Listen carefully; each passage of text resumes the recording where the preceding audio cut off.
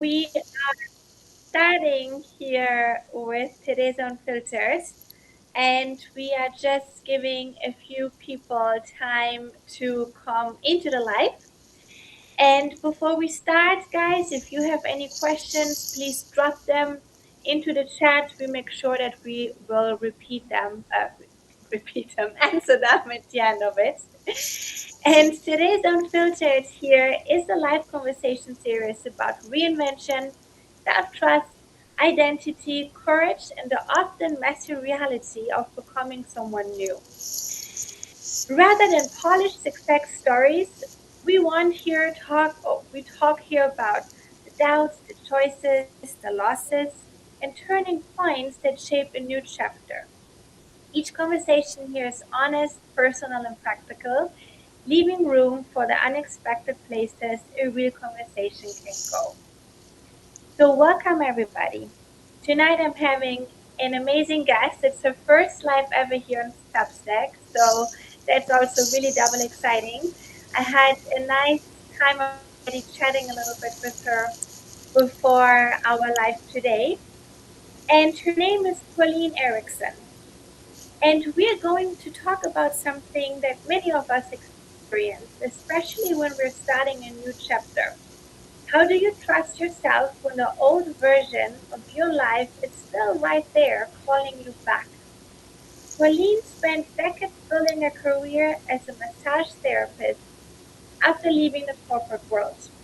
And now in midlife, she's doing it again, leaving behind something familiar and successful to build the beloved entrepreneur movement and an online business centered around self-trust, emotional honesty, and creating a life and business that actually feel like your own. What I find so interesting about Pauline's story is that this isn't her first new beginning. She's been here before, but this time she's asking different questions about courage, people pleasing, uncertainty, and who she needs to become for the life she wants next. How do you choose you? So, tonight I want to talk about that messy space between who we've been and who we are becoming when the old life still works, but something in us knows it might not fit anymore. And before we go into your work and what you're building, Pauline, right now, I'm really happy that you are here, first of all. So, really, really Me welcome. too. Okay. Thank you. Is that, you know, you write also not about business, you write also about very, very personal things. And one of the first articles I wrote about you was that you described the loss of your dad. Mm, And hmm you spent the last few months going through his house and slowly preparing for someone else to be there. And there's a scene that you described that really moved me when you talk about that eventually someone else will walk through your dad's front door and feeding the birds he used to she used to feed. So my first mm. question to you is, do you feel like saying goodbye to his home has changed something in you too? Yeah, it's not even so much his home as the feelings are similar. So as I was walking through that life experience, it was like I was having two lives. I was split, like my personal life and my business life in this lane, and my dad's life that I was now going through and cleaning out and clearing out. And it was like, because I knew for a couple years now that I would eventually be leaving my massage business and doing something different. Just it's so physically impacting on my life, my body. And Mm. I'm going to be 58 in October. And, you know, I don't know if I want to be 70 years old and doing massage, right? And so while I was working on dad's place and recognizing the impermanence of it, the change of it, and saying goodbye to these things and making all these decisions. Do I keep this? Do I sell it? Do I give it away? Do I throw it out? like all these things that my hands were touching and dealing with, and all these decisions that were on me to make. It was like, oh, I'm going to be saying goodbye to some things in my life soon too. I'm going to be making some new decisions too about my things. And so it was a lot of letting go of attachments. And so the grief of saying goodbye to my dad was like happening along the lines of me saying goodbye to some of my things in my life. Yeah. And so being able to process some of that through somebody else's life first was helpful. And it kind of brought up to my conscious awareness more what I was subconsciously putting off going through. Does that answer your question? Yeah. So much, yes. And I really feel you, because when you close chapters, right, you are not the same person that you were anymore. Like the moment we closed the doors of our studio in Rome and Italy, that was the old version, and there is always grief. I mean, in the sense of like really like losing someone as your dad, and also starting a new chapter like you were doing, and going into the new. So one of your latest articles also, you write actually really about that, right? Oh, yeah. So as you are and you were into this new chapter, right? As your old massage client started reaching out again, Yeah. when that happened, how close were you to Oh, simply saying yes back to what you knew?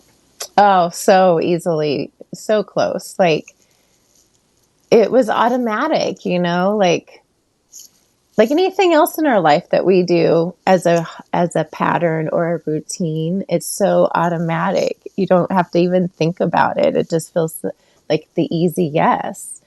And Mm-hmm. so I was so close. But the responsibilities were grounding me. I mean, it's our daily responsibilities ground us. And mine right now are in taking care of my dad's estate. And so I had to sit for a moment with it, and I had to ask myself and notice, what is it that I'm feeling here? Like, do I feel obligated? Do I feel, and I can remember saying to myself, well, this would be easy to do. Of course I can do this. I can, I know these people, my clients, they've been my clients for 20 plus years. And so we have a personal relationship too, right? Like I know their families, I know their life, and they know what I'm going through. And I thought, I could easily do this. I know their body. I don't even have to think about it. And I thought, wait a minute, just because I can doesn't mean I should. Like, and I had to really discern, is this good for me? Is this what I need right now? And and I just sat with that for a bit. I just had to sit there and not do that instant yes, and pause and think, okay, now why would I be doing this? And so I recognized in that moment that I was probably going to disappoint some people, and I I just had to let that be okay. I mean, it sounds kind of cold, but and it turned out they were so understanding. There was mutual respect there, and care. And I think sometimes we get into our own head thinking it's all about us and what I'm feeling, and oh my gosh, I'm going to disappoint these people, and it's all on our shoulders. And they really showed up for me in a big way with understanding and respect. And so that was pretty cool to be able to have that experience. And I guess recognizing too, I guess part of this is what was, what is, and what will be. And in my future, I have to be careful not to think it has to be like my past. And so, like, I'm prepared for things to be Mm, wildly different, wildly different. And so I'm taking wildly different actions, and not like I'm trying to. It's not like I'm forcing myself to take these wildly different actions. It's just what's authentically showing up when I pause, because this is life. And when we pause in that moment and notice what's being asked of me, what do I need? What do mm-hmm, I want? What's healthy for me? We might get different answers, and we might find ourselves mm-hmm, taking different actions in just because it's the truth in that moment, not because I'm fabricating or forcing some newness to happen. This is just really what is right now. mm-hmm, mm-hmm, mm-hmm. Wow, you said some really important things, okay, that I think so many people can relate to. So first of all, you said that going back to your life, right, was for sure something that would have feeling was certain. And a lot of the times, this old life feels much more certain because we know we establish a real Mm-hmm. relationship. If you're in the healing world, you know your Mm-hmm. clients, you know the families, you know what they go through. When you talked about disappointment of whom? Of your clients or of the people around you? Like, it sounds almost that you felt like a little bit of guilt that you Mm-hmm. chose now this other path. And so I Yeah. want to know about that. Yeah. I did. I felt it was guilt. It was inappropriate guilt. I had nothing to be guilty of. I mean, Mm, living my life and making sure my needs are met, that's nothing to feel guilty about. But mhm, um, I would call it inappropriate guilt. And I felt it, but I didn't react to it. If I would have reacted to that guilt, I would have been like, yeah, sure, I'll be right there.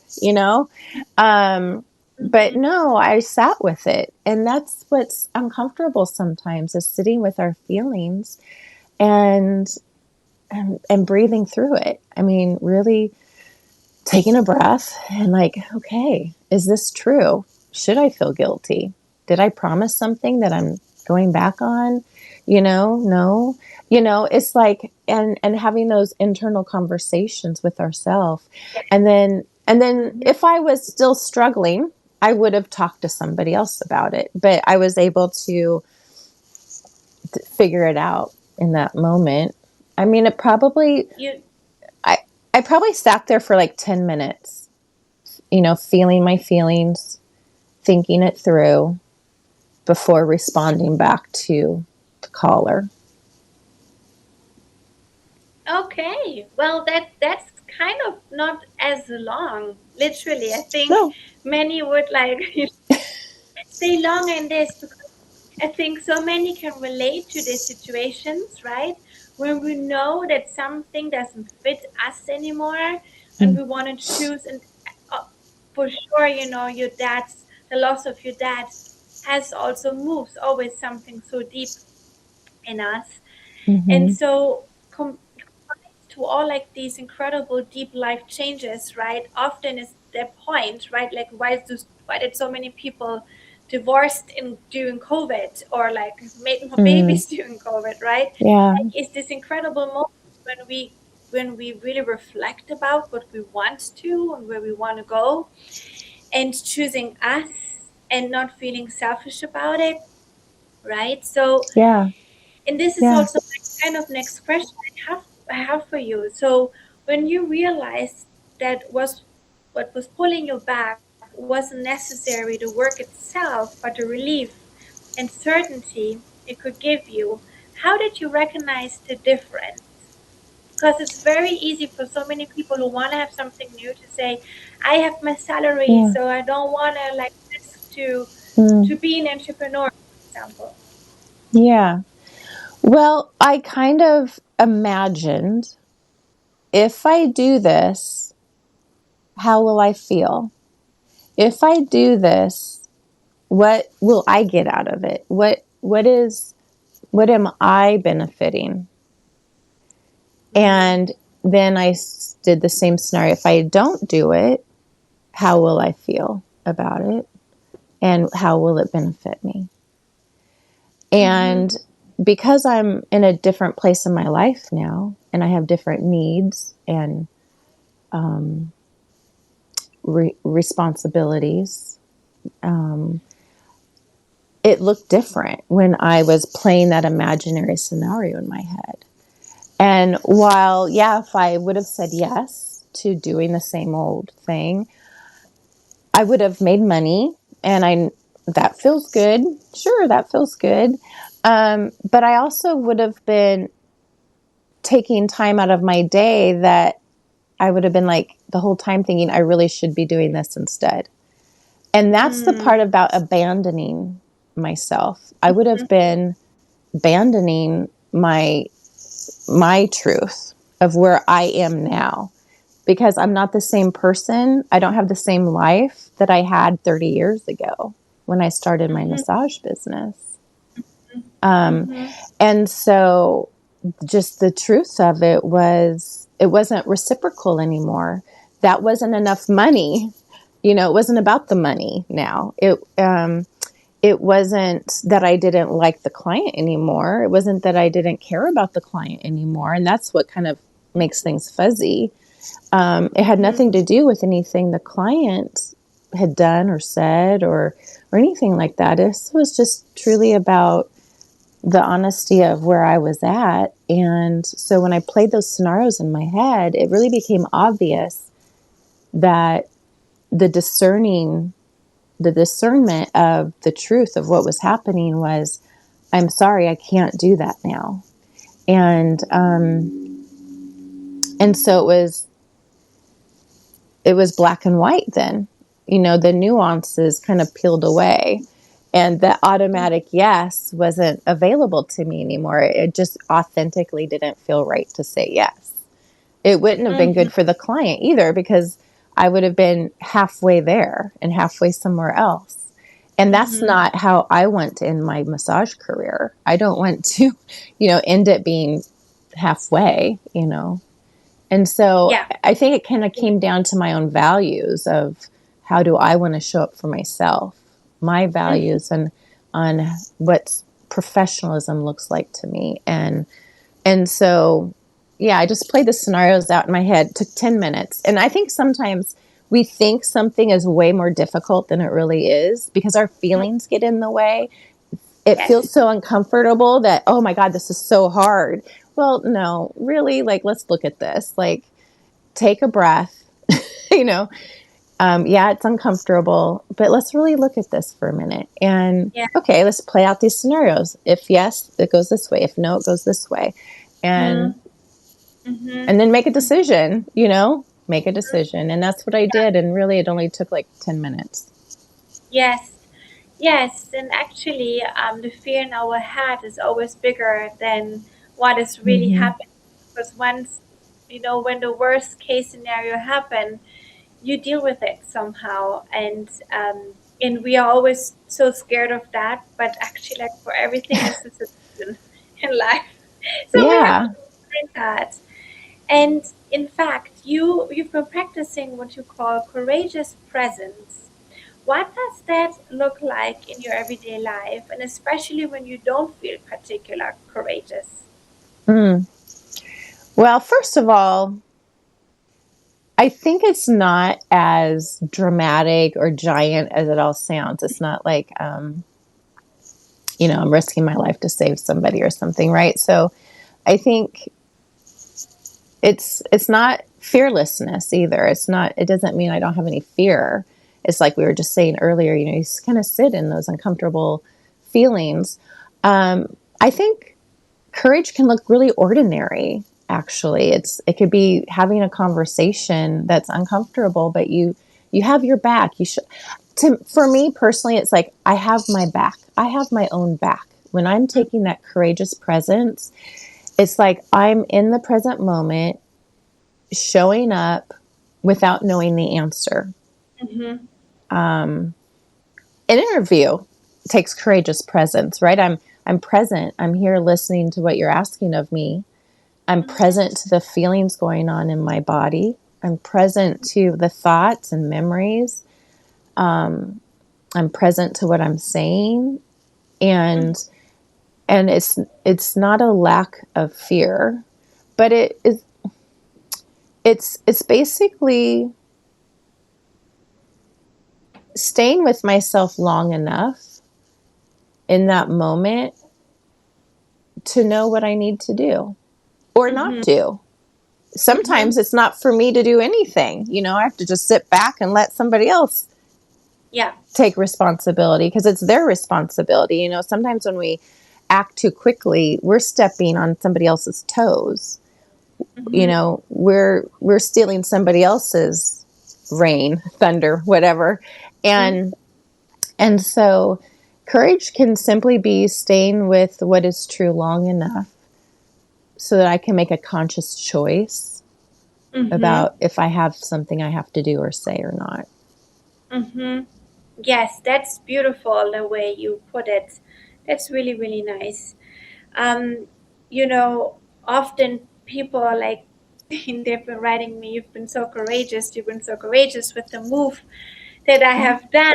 And from my personal experience, I think also courage can look way more courageous from the outside. But as you just beautifully said, like don't step on others' toes, right? Because you also don't know what's really happening on the inside. There's been like so much tears and also doubts before like moving here because of so many cultural differences that a lot of people would have already stopped a long time Yeah. ago with what we encountered, right? And I can really say, yes, we were courageous and I am courageous, but courage does not look that you are every day 100% self confident and Right. through the day. And that is such an important reminder for everybody who is listening right now.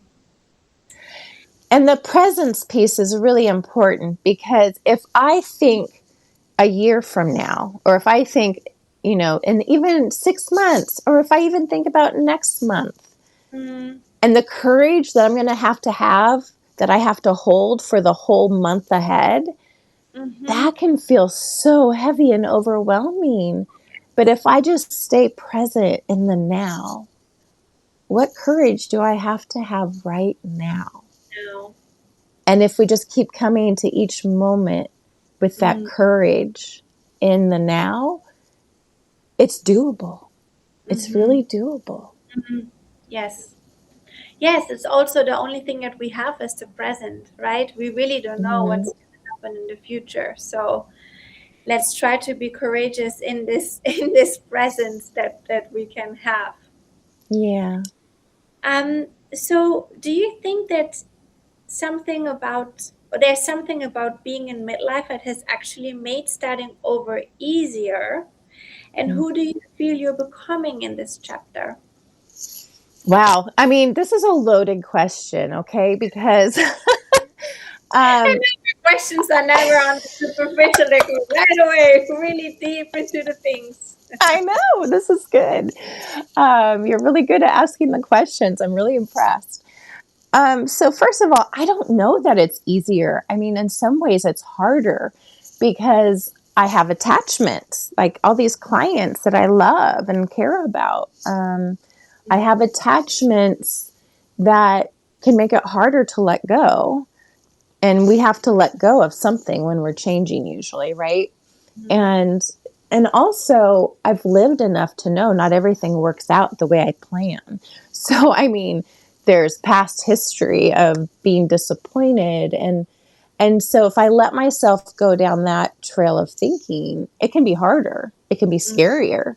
Mhm. But on the flip side, it is easier in that we get older and we think, oh, I only have so much time left, Mhm. and I want to do what's important to me in that amount of time. Like, I don't want to have any regrets of not doing the thing. And I mean, that's an obvious one we hear a lot about, but It's it's an the reason we important hear a lot about it. It's true, right? Like now yeah, or never, or, yeah. um, but, and in some ways it's easier because I know myself better. Like I know my strengths. I know what I don't want. And so in some ways that makes it easier. I've lived long enough to know what self betrayal costs.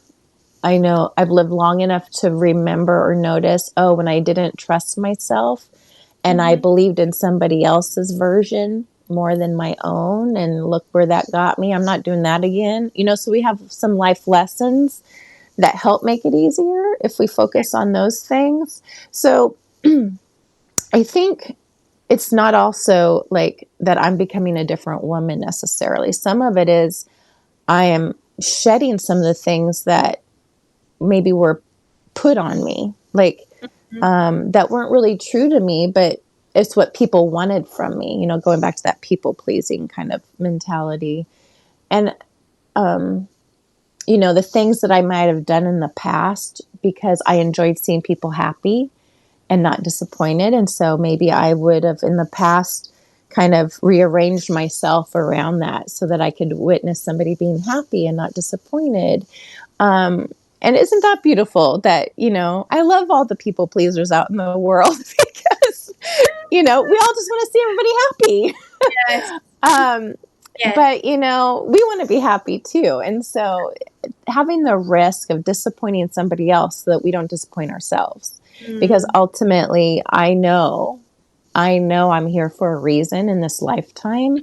And I mm, know only I can live that purpose. mm-hmm, And if I don't do that, I'm betraying myself. I'm mm-hmm, betraying my purpose. And so at some times, I do have to disappoint others in order to fulfill that. And mm-hmm. that just comes down to our sovereign responsibility. And yeah, I want to belong to other people. I want to have that community and deep care and love of with others and that deep connection with others, but not at the risk of, not living my life as I believe I'm purposed to live it. And Mm, that's where trust really comes in. Trust in my own, that I mm, understand what my calling is or my life purpose is, but also trust that the relationships I have built respect that and get that. And sometimes we've built relationships that don't. And that's the shedding that happens that can be really hard because we're human beings with hearts mm-hmm, and we care about others. And if we can look at, love being bigger than belonging, mm-hmm, I think that eases that pain. Like I can still love somebody and let go of them. mm-hmm. Yes, yes. Wow, you just said so many um, important things, and it also sounds so freeing when you know who you are, and also through painful moments like the shedding and letting go of people who might not have seen you for who you are, Mm-hmm. only were there when you please. Yeah. You know what you said there? Is it my responsibility? Totally. It's not just my responsibility that other people see me as I really am. And if they don't, is that my fault? Like, and so it's, and I just want to just honor if anybody's listening that's going through this right now in such a big, painful way, you know, we're human. Of course, there's pain involved in this life and there's challenges, but we don't have to suffer. Like to be able to let go of it all being our responsibility all the time. Sometimes I've noticed, the ego, the big ego gets in the way, like, and that I'm failing because I've let this relationship end. I did something wrong. It's my fault. It's that shame. Or I don't want to be seen as a failure, and I'll tell you what, some of my biggest failures have been my greatest lessons. And that's how I've gotten some of Mm-hmm. the wisdom that I've gleaned over the years is through those moments. And Yes. so Yeah. just if I could just encourage somebody, once you get to the other side, it's so much more freeing. Just hang So on to much that. freeing. Yeah. Exactly. And Yeah. it takes courage to get there, right? Yeah. And it's also the meaning that we put onto the situation, because Mm-hmm. can recognize the situation of like what it was, and then not and reframe it in a way that's the meaning that we thought we would have given to, the failure, as you just said. It's not about the failure, it's what we think that we give the meaning to the situation.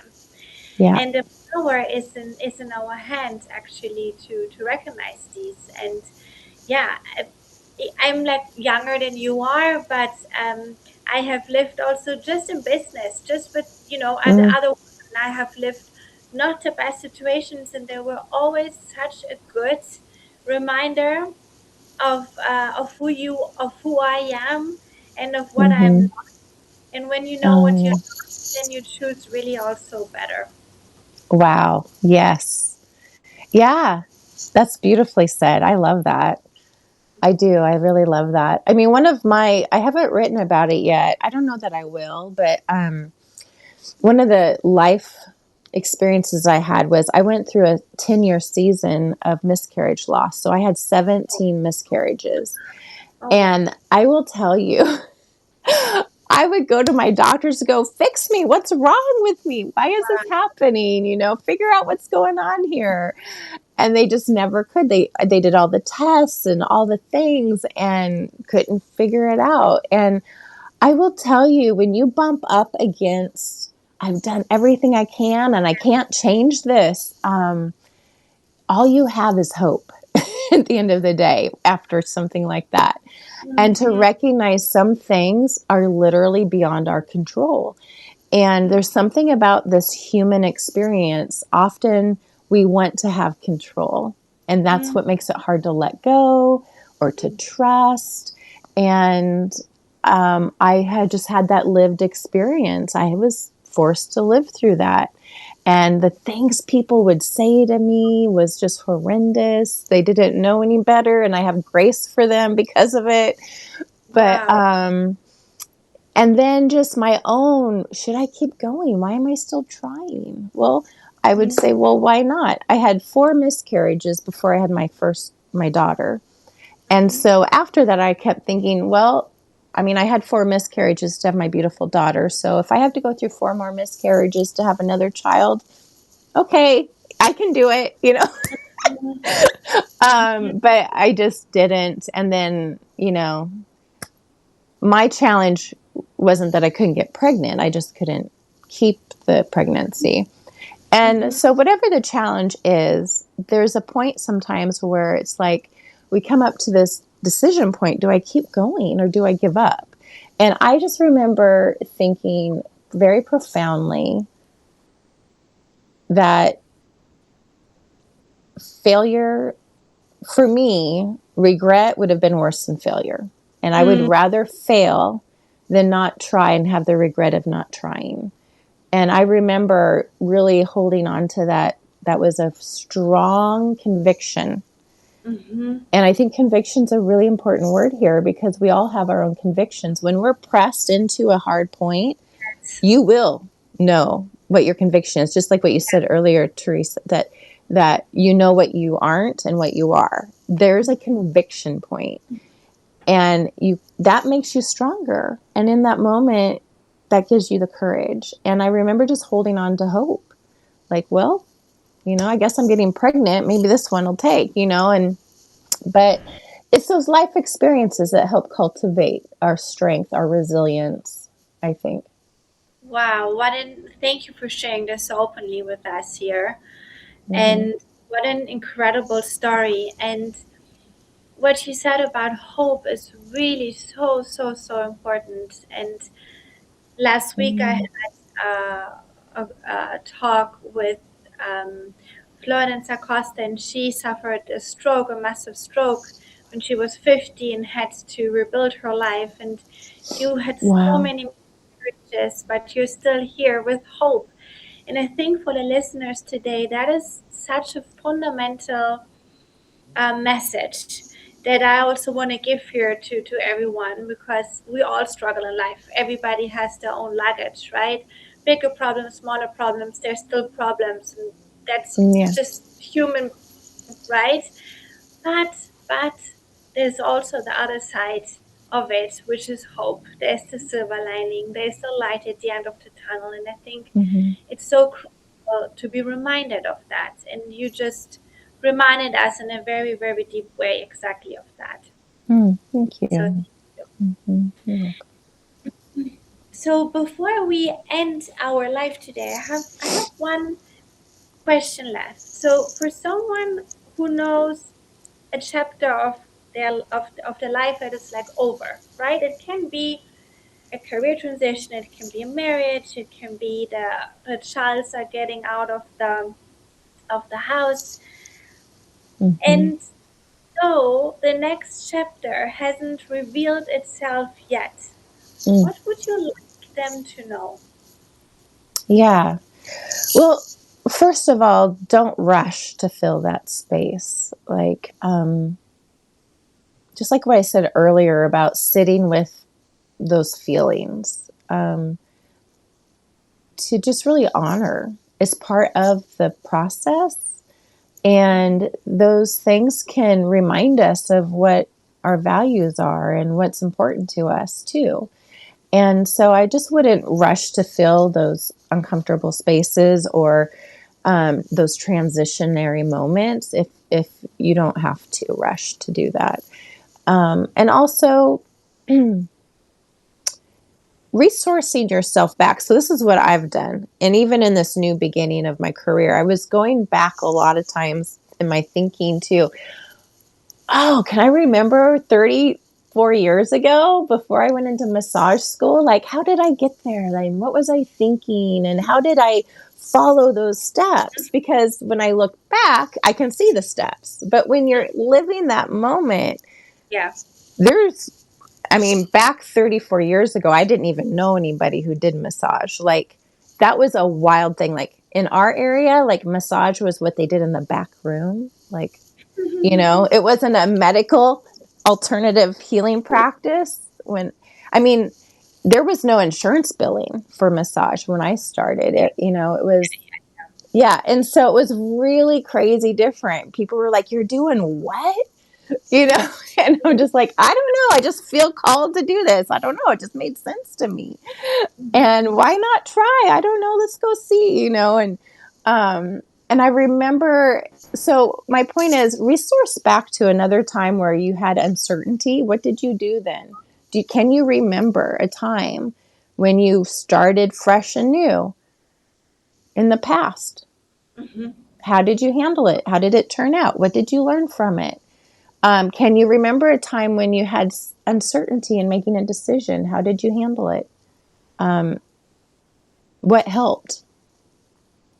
What did you discover in those moments? You Hmm. know, and how did you stay grounded in that? And the other thing I would say is, don't make that season, like, I don't know how to say this really. Let me try to put my words into.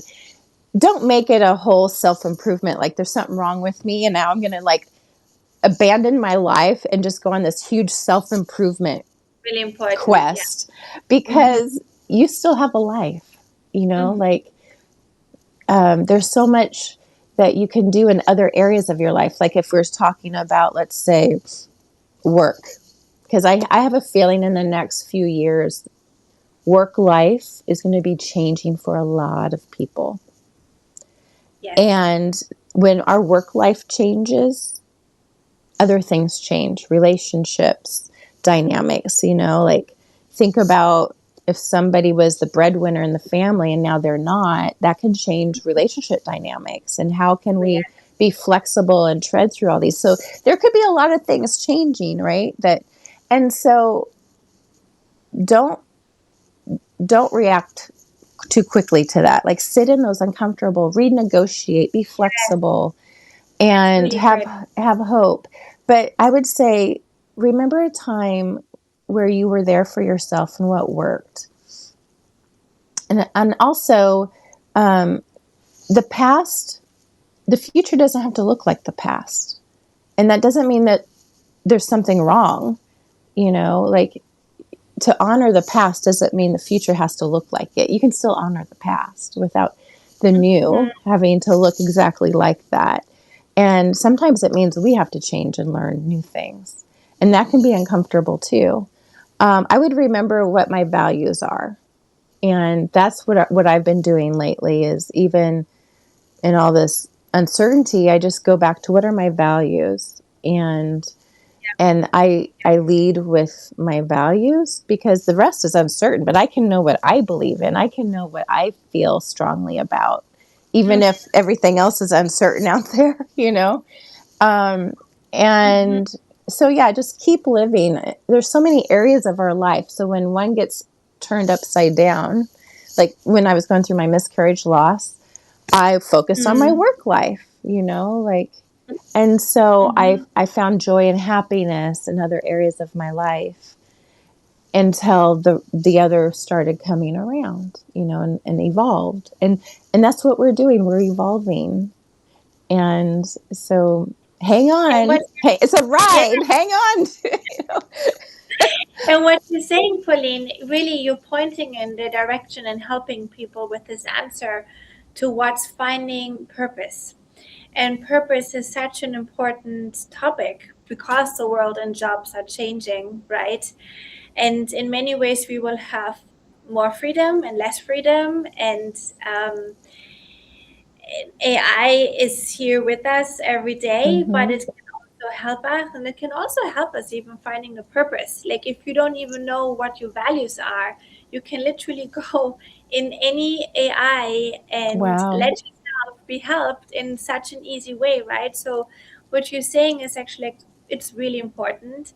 Yeah. And so also thinking of a time when you weren't certain in how you managed that tells so much about you, right? It's very easy to be cheerful, but it is harder really to understand yourself when things go not the way that you would like them to go. Would Yeah, you? my doctor wanted to interview me after that season of my OB doctor wanted to interview me because he goes, I've never seen anybody even go through a couple miscarriages without getting medication and stuff. How have you done this? And I sat there for a half hour talking to him about all the things I did. I do yoga, I eat well, I pray, all these things, right? And in the end, I knew there was something I was missing. Like, I know there's Mm-hmm. something I'm missing. And as I was walking out of his office, right at the threshold of the doorway, he said the thing that he used to always say to me, and it just would, he said, because I would always go to him, right, and ask him, can't you do something? Isn't there something, and he's Mm-hmm. like, I just don't want to get your hopes up, is what he would always say to me. I just don't want to get your hopes up. And that would just like my spirit inside of me would just like push that away. Like, what are you talking about? You don't want to get my hopes up. That's what I'm hanging on to is hope, man, like typical, science doctor kind of statement. And I remember looking at him when he said that, and I said, that's the missing thing I forgot to tell you. I kept my hope alive. And he looked at me like a deer in the headlights. Because when he said, I just never wanted to get your hopes up, Pauline, I said, well, and I said to him, I said, I'm trying to remember, it just came to me like that in that moment. It was something like, doctor, it's not on you when people can't manage their disappointment. Yeah, yeah, and they And forget definitely a that's lot. really what it came down to. I had to manage my Mm-hmm. disappointment in that season. And I think Mm-hmm. the last thing I really want to say about this is you don't have to know exactly what's coming next to trust yourself. That's Um, beautiful. Mm-hmm. because you can trust that no matter what's coming next, that you'll be able to meet it. That's what you can trust. That you'll be able to meet what's coming next because you know what your strengths are. We all have them. You know what Mhm. your values are. We all have them. And you Mhm. know what your purpose is. We all have it. Mhm. And you can trust in that. And if you can trust in that, you can trust in whatever's coming at you, that you'll know what to do. Mhm. Mhm. Yes, that is so beautiful. I think exactly this will help so many people understand from where they are right now, whatever situation they're in. That's Mm-hmm. exactly, that's so beautiful, Pauline. Oh, So thanks. thank you so much. Before Yeah. we end, do we have any question? You can drop them now in the chat. And Yeah, if you it's nice to see you have viewers. Hi, everybody. I'd love to hear a question or two or a comment or if yes, this was it's so nice you helpful. joined. So thank you so much. Um, but no, there are more silence today. But I will post this live, so we are happy to answer also your comments in the live post Well, for this was sure. a pleasure. You're such a good host and interviewer. And I mean, I just really, really appreciate this very much. It was a pleasure So meeting you. it was really Yeah. beautiful to talk with you and going so deep. And that's exactly what this space here is for. It's just a beautiful corner conversation. Yeah, see, Kate says, wonderful story. Yes, Mm-hmm. really a story full of hope, right? It's very inspiring. So thank you, Pauline, really for Oh, your work. thank you. It's a pleasure. Take care, everybody. Yes, I see you soon in our next live. Have a wonderful day, you all. Bye bye. Bye.